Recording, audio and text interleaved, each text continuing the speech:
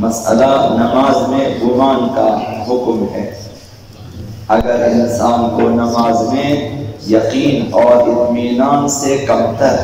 گمان حاصل ہو، ایک مرتبہ انسان کے لیے وہم حاصل ہے کہ یہ سب سے کم ترین درجہ ہے، نماز میں یا کہیں انسان اس پہ اعتبار نہیں کرتا، پھر اس کے بعد شک کا مرحلہ آتا ہے جہاں دونوں طرف جو ہے برابر برابر ہے، وہاں احکامات تفصیل کے ساتھ آپ کی خدمت بیان ہوئے۔ جب شک سے زیادہ انسان کے بعد احتمال آتے ہیں، یہ گمان کے ہیں، 50% سے زیادہ 60 70 80 90% تک انسان کو اطمینان ہے تو وہ گمان کہلاتا ہے۔ 100% ہو تو یقین ہے، اور 100% سے کم ہو، 50% سے زیادہ ہو تو یہ گمان ہے۔ اگر نماز میں انسان کو گمان حاصل ہو، یقین نہ ہو، گمان حاصل ہو، یہ گمان اور یقین برابر ہے نماز میں۔ کہیں بھی آپ کو گمان حاصل ہو، اسی پر عمل کرنا واجب ہے۔ واجب نمازوں کی رکعتوں میں گمان کا جو حکم ہے وہ یقین کا حکم ہے۔ مثلا نماز فجر میں اور نماز مغرب میں یا نماز عشاء میں گمان حاصل ہے انسان کو کہ 2 رکعتیں میں نے پڑھی ہیں، یعنی جس جگہ میں نماز میں ہوں وہ میری دوسری رکعت ہے، تو انسان کے لیے حکم کیا ہے؟ اسی گمان پر عمل کرے، اور یہ سب یہی میری دوسری رکعت ہے، اور نماز کو اگر نماز فجر ہے اسی پہ تمام کرے، مغرب ہے تو 2 رکعت پڑھے، نماز عشاء ہے تو مثلا 2 رکعتیں اور پڑھ کے نماز ختم کرے۔ یہ گمان حاصل ہو، آپ سمجھو کہ یہ یقین ہے میرے لیے، اسی پر عمل کرنا ضروری ہے۔ اگر 4 رکعت کی نمازوں میں گمان حاصل ہے یہ میری چوتھی رکعت ہے، کہیں پر بھی آپ کو گمان حاصل ہے چوتھی رکعت، تو اسی کو چوتھی رکعت ہی قرار دینا ہے، اور اس کے بعد نماز کو وہیں پر ہی جو ہے آگے جا کے ختم کرنا ہے۔ نماز احتیاط پڑھنے کی ضرورت نہیں ہے کہ ہو سکتا ہے یہ میری تیسری رکعت ہو اور میں 4 سمجھ کے ختم کروں، 1 رکعت کی کمی ہوگی، مجھے نماز احتیاط پڑھنی ہوگی۔ نہ، گمان حاصل ہے سمجھو یقین حاصل ہے، اسی پر عمل کرنا واجب ہے۔ لیکن اگر گمان ایسا ہو کہ جس سے نماز باطل ہو جاتی ہو،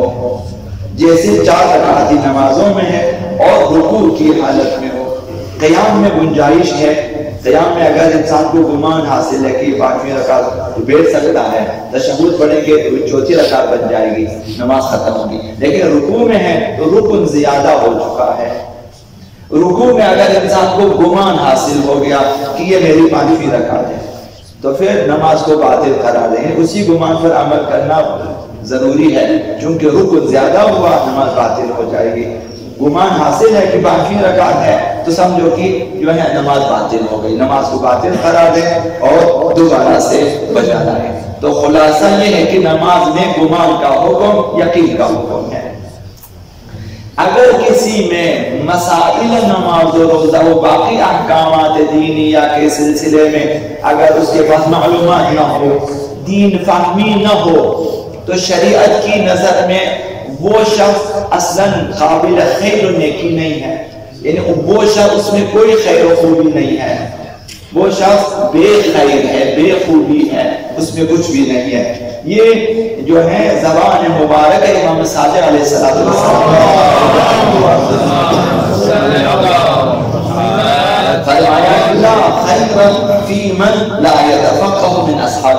ہمارے چاہنے والوں میں، ہمارے اصحاب میں، ہمارے شیعوں میں اگر کوئی شخص دین کو، دینی مسائل کو نہیں سمجھتا، اس میں کوئی خیر و خوبی نہیں ہے، یعنی وہ راہ خیر و خوبی پہ نہیں ہے۔ اصلاً تمام خیرات و نیکی یہی دین ہے، اگر دین فہمی نہ ہو تو اس میں کوئی خیر و خوبی نہیں ہے۔ ان الرجل منهم اذا لم يستغن بفقهه احتاج الیہ، فرمایا اگر ہمارے شیعوں میں، ہمارے جاننے والوں میں، چاہنے والوں میں اگر مسائل دینی معلوم نہ ہو تو وہ عنقریب دوسروں کے محتاج ہو جائیں گے، دوسرے اہل مذہب کے جو غیر شیعہ مکاتب کے محتاج ہو جائیں گے۔ فَإِذَا احْتَاجَ إِلَيْهِمْ، جب آپ کو ان کی ضرورت پڑے گی، ان کی طرف محتاج ہو جائیں گے، أَدْخَلُوهُ فِي بَعْضِ ضَلَالَتِهِمْ، وہ اپنی گمراہی میں آپ کو بھی شامل کرے گا کہ آؤ ہماری طرف سے عمل کرو۔ وَهُوَ لَا يَعْلَمُ، جبکہ اس بیچارے کو پتہ ہی نہیں ہے کہ میں گمراہی پہ جا رہا ہوں۔ کتنے علاقے آپ کے ایسے ہیں جہاں نکاح غیر شیعہ جو ہے پڑھتے ہیں، جہاں نماز جنازہ غیر شیعہ کے پڑھتے ہیں، جہاں آپ کو قرآن تلاوت 6 کلمے، یا آپ نے سنا میں نے سنا ہے، شیعہ بچے 6 کلمے یاد کر کے آتے ہیں گھروں میں، کیونکہ انہوں نے قاری کے بعد بھیج دیا، قاری نے قرآن کے ساتھ ساتھ اپنا جو مکاتب ہے وہ بھی سکھا دیا۔ یہ ہوتا ہے اگر ہم نے جو ہے دین نہیں سیکھا تو ہم گمراہی میں پڑ سکتے۔ اسی لیے کس قدر تاکید ہوئی ہے یہ آپ سنیں، پیغمبر خدا صلی اللہ علیہ وآلہ وسلم اس قدر تاکید، اس تاکید کو سمجھے۔ پیغمبر صلی اللہ علیہ وسلم تعلموا العلم وعلموه الناس، تم لوگ علم سیکھو دوسروں کو بھی سکھاؤ۔ وَتَعَلَّمُوا الْفَرَائِضَ وَعَلِّمُوهُ النَّاسَ، واجبات محرمات کو یا سیکھو اور دوسروں کو بھی سکھاؤ۔ یہ تو تعلموا القرآن وعلموه الناس، تم قرآن کو سیکھو دوسروں کو بھی سکھاؤ۔ فَإِنِّي إِمْرَأٌ مَحْبُوسٌ، میں تو جاؤں گا تمہارے درمیان سے، میں تو اس دنیا سے چلا جاؤں گا، اور علم سَيُقْبَض، علم تم سے لے لیا جائے گا، تمہارے پاس علم نہیں رہے گا، خصوصاً دینی علم تم سے لے لیا جائے گا۔ اس وقت وَتَظْهَرُ الْفِتَنِ،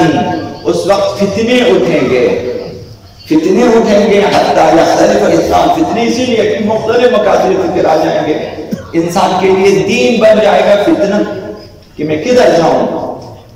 نماز کی اتنی قسمیں ہو گئی، روزوں کی اتنی قسمیں ہو گئی، اوقات میں بھی اختلاف ہے، رکعات میں بھی اختلاف ہے، قبلے میں بھی اختلاف ہے، قرآن میں بھی اختلاف، تفاصیل میں فتنے اٹھیں گے۔ تو فرمایا حتیٰ یختلف الاسلام فی فریضہ، کسی ایک واجب میں 2 بندوں میں اختلاف ہوگا،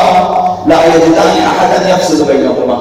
اس وقت ان دونوں کو کوئی فیصلہ کرنے والا نہیں ملے گا۔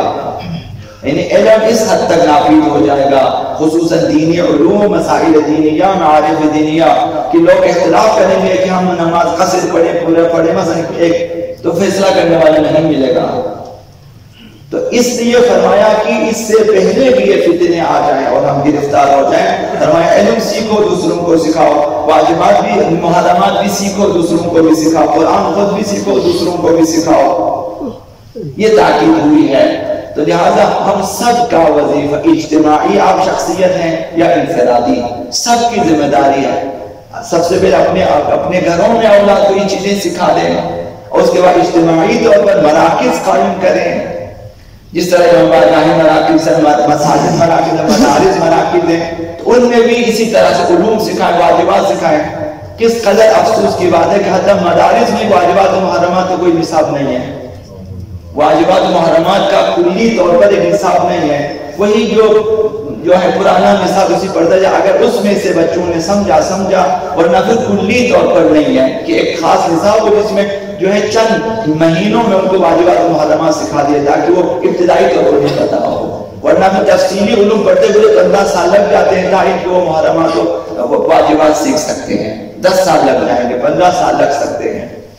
اس لیے اس فرائض کا احساس کرنا چاہیے، ورنہ